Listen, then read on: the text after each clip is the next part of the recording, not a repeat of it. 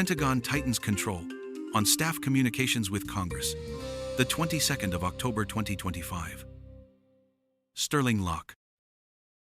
The Pentagon has issued a new directive that could dramatically reshape how the military communicates with Congress and how much the public ultimately knows.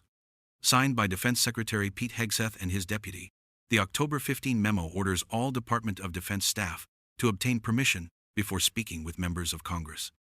The memo explicitly says the policy is designed to achieve our legislative goals.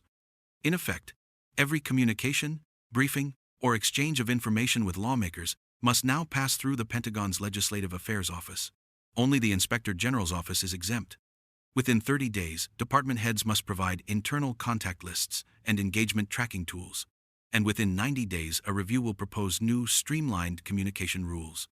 Officials say the goal is to ensure accuracy and consistency, but critics argue the policy restricts transparency, centralizes control, and threatens the independence of military communication. One congressional aide warned the rule could backfire when time-sensitive information is needed but must await clearance. The phrasing of the memo has raised deeper questions. Why is the Department of War being implicated in legislative goals at all?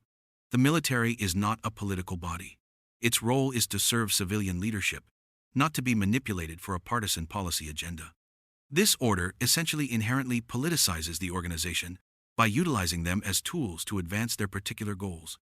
If the Pentagon now defines success in terms of achieving legislative outcomes, it risks blurring the line between military service and political strategy. By routing all communication through a single office, the Pentagon consolidates power in the hands of the Secretary and his staff. This structure may enforce message discipline, but it also allows for message control by filtering what Congress can hear and when. Such a move undermines independent oversight and weakens the principle of divided power on which civilian governance depends. The implications are serious. A military that manages its own legislative goals is, by definition, engaging in politics. That shift threatens the neutrality of the armed forces and risks transforming the Department of Defense into an instrument of partisan influence rather than national defense.